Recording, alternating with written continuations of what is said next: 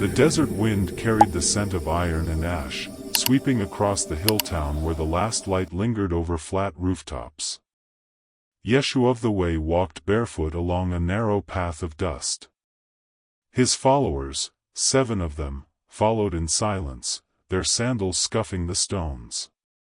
They had walked for 3 days from the sea, following a voice none could describe, only recognize. They arrived at a ruin once called the House of Mirrors. Its walls were broken, but one arch still stood, its surface etched with concentric circles and lines that shimmered faintly as the sun set.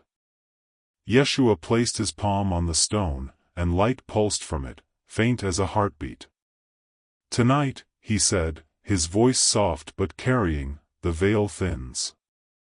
Between waking and dream, between the small self and the boundless." A woman named Maris, youngest of the group, asked, "You said we must remember a key, 3 words?" He smiled. "Not to remember, but to become them." As dusk deepened, they gathered around a low fire. No one spoke for a long time. The teacher traced 3 lines in the sand, a triangle enclosing a circle, then another smaller triangle inverted inside it. "These are the words," he said. "But not in sound. In essence." He looked at each of them. "The first is I am. Say it not from the tongue but from the root of being. It reminds you that you exist beyond name or form." He drew a second mark, a spiral that curved inward. "The second is here. When you breathe, feel the pulse of the earth below your spine. No elsewhere, no tomorrow." Then he pressed his finger to the center of the drawing. "The third is one. The soundless joining of all that was and is." The fire flickered. The wind quieted. "When you lie down tonight," Yeshua said, "close your eyes at the edge of breath. Speak the 3 within, slowly. When the heart opens, light will rise, not outside you, but through you. And you will see what was never hidden." They nodded, each holding the moment in silence. Outside the ruin, the desert stretched vast and silver. A star fell, tracing a white arc toward the horizon. Later that night, under a sky filled with dust and constellations, they rested on woven mats. The air hummed faintly, the world between worlds shifting. One by one, they whispered the inner words. Maris felt her body dissolve at the edges, like salt in water. Her heart beat once, twice, then seemed to open, a gate of light flooding inward. She saw the teacher's face, calm and luminous, though his eyes were closed.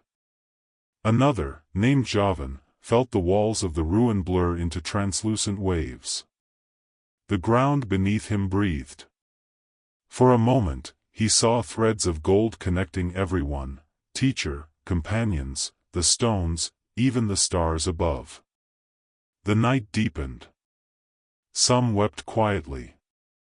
Some simply breathed. The veil was thin indeed. Yeshua watched them with eyes half closed. He spoke once more, barely above a whisper. "When you wake, remember not the vision but the knowing. The desert will vanish, the world will change, but the key will remain in you. It opens only inward." The fire died into embers. The silence that followed was vast and kind, wrapping them like a mother's breath. When dawn came, the ruin stood quiet, the markings faintly glowing on the archway. A few travelers passing by saw the group at rest, light shimmering faintly around their forms. They thought it was a mirage and kept walking. The next morning, the air was cool and weightless. Maris woke with her hair damp from dew and her pulse echoing like a faraway drum. Around her, the others stirred, Javan gazing upward, still dazed, while Saphiel rubbed his palms together as if feeling warmth invisible to the rest. Yeshua stood at the edge of the ruin, facing the rising sun. "Do you see?" he asked softly. They didn't answer. They only felt. The colors seemed richer, every sound shimmered like water. The hum of unseen life had entered everything. He turned, eyes bright. "The words are not spells," he said. "They are reminders. You did not call down light. You remembered it was already within." Maris pressed a hand to her chest. "But I saw something.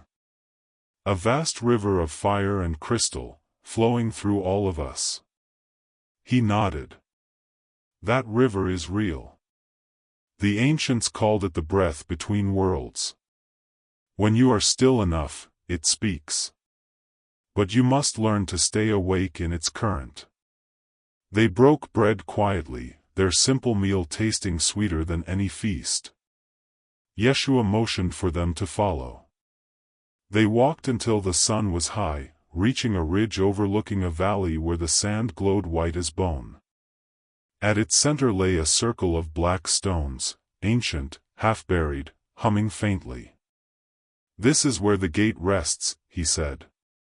"Every place of silence becomes a gate, when the mind no longer argues with the heart." He knelt and drew the 3 words again in the dust. Then he spoke, each syllable low and resonant, not as sound, but as vibration that the air itself carried. The circle of stones began to hum louder, their shadows trembling. "Come closer," he told them. "This is the second lesson, to sustain." Maris stepped forward first. The light within her chest pulsed, answering the hum. She felt the words forming again inside, "I am here." 1.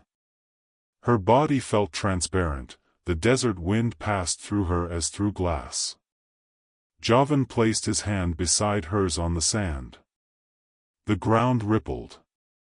In his mind's eye, he saw ancient figures standing where they stood, other seekers, ages ago, whispering the same 3 truths. Yeshua's voice wove through them, softer now. "When you awaken, you must learn to live in the 2 worlds at once. One of stone and hunger, one of light and wholeness. Forget neither." He looked up at the horizon where heat blurred the dunes. "You will meet those who mock you. Those who worship symbols yet fear silence. But your task is simple, keep the current alive. Each breath, each kindness, each moment of seeing through another's eyes, it is all part of the same remembering." Maris felt tears without sadness. "But how will we know when we're ready?" "When you no longer seek proof," he said. "When the 3 words are no longer said, but lived." The wind shifted. Overhead, a hawk circled, its shadow passing over them like a benediction. The humming of the stones grew faint again, receding into stillness. That night they camped near the ridge. Yeshua sat apart, watching the fire. His expression was calm but tinged with melancholy. Maris joined him. "You knew we would see these things," she said. "I knew," he replied, "that if you trusted the silence, you would remember who you are." She stared into the fire. "And what are we?" He smiled. "Fragments of the same flame." In the distance, lightning flashed soundlessly beyond the dunes. The others slept, dreaming of rivers of light, of faces dissolving into starlight. When the storm reached them, the rain was warm, tasting faintly of salt. They let it fall on their faces, unafraid. By dawn, the valley of black stones was gone, buried beneath new sand. But when the 7 resumed their walk, the hum remained within them, constant as breath. Days passed as they moved through shifting sands and stone canyons, following no map but the pulse that guided them inward. Villages appeared like mirages, simple places where people lived half asleep, bound by hunger, prayer, and fear.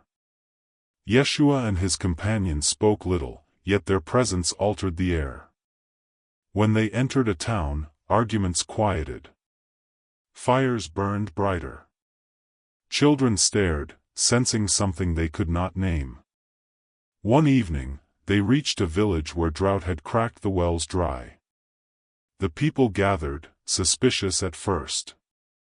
An elder approached, leaning on a staff. "You travelers," he said, "what are you seeking here? There is no food, no coin, no comfort." Yeshua looked at him and smiled gently. "We seek only what cannot be lost." The elder frowned. "Then you waste your time." Maris stepped forward. Her voice trembled but held warmth. "We can share something that may ease your thirst, though not in the way you expect." Some scoffed. Others stayed, curious. The 7 sat upon the cracked earth, forming a circle. They closed their eyes. Yeshua whispered, "Remember." The 3 words rose again, "I am, here, one," not spoken aloud, but as a resonance that spread through the village square. The air shimmered. A stillness deeper than silence spread. One by one, the villagers felt their chests loosen, their breath deepen. A woman began to weep softly, not knowing why. The elder's staff fell from his hands. He whispered, "What have you done?" "Nothing," Yeshua said. "We only remembered." Then rain fell, sudden, soft, unearthly. It soaked the dust, the cracked wells, the people's faces. They stared upward, some laughing, some bowing. The teacher looked on, knowing it was not weather but reflection, the inner river showing itself outwardly. When the rain ceased, the villagers offered them food, though the 7 ate little. Their thirst had been quenched long before. That night, under the stars, Yeshua spoke to his followers. "You see now. The words are not for escape.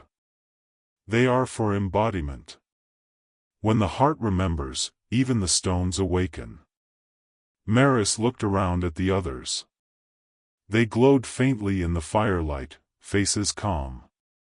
"Will the world ever understand this?"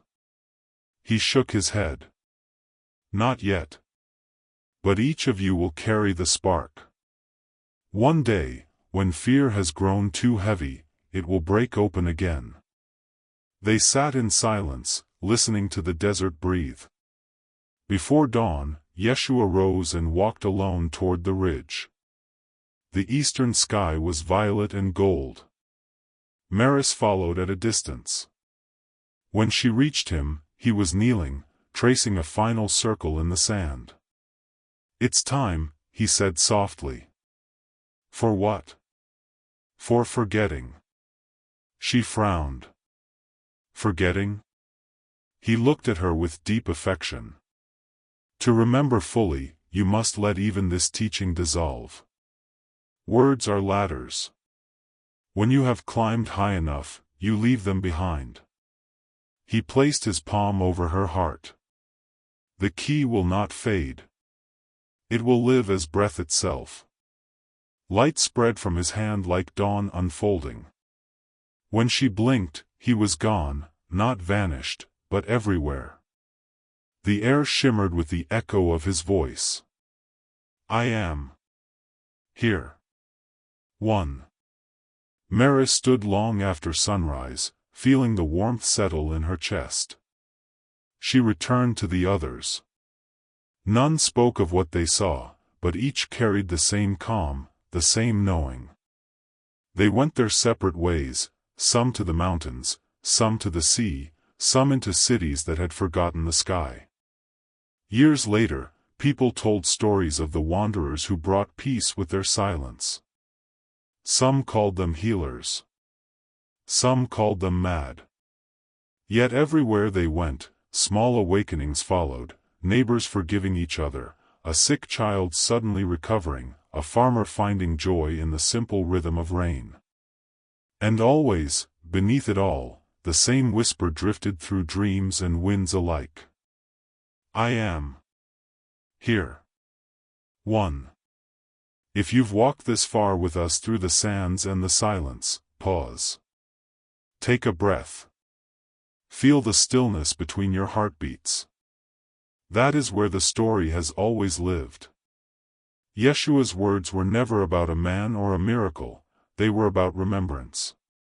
The thin veil isn't somewhere far away, it's the moment before you judge, the instant before you speak, the breath before thought forms. That's where eternity hides. Maybe you, too, have felt the hum behind ordinary days, the quiet knowing that you are more than what the world tells you. Let this story remind you, awakening isn't a thunderclap. It's the gentle rediscovery that you were never separate, never alone. Every act of kindness, every moment of awareness, reopens that hidden gate. If this film spoke to something inside you, share it. Let others feel the light that flickered through these words. Subscribe for more journeys like this one, where myth, mysticism, and memory intertwine. Leave your thoughts in the comments, I read them all, and each reflection adds to the living circle we're building here. And if tonight, before sleep, you remember the 3 words, I am here. 1. Let them settle in your breath. You may find that the desert around you begins to bloom.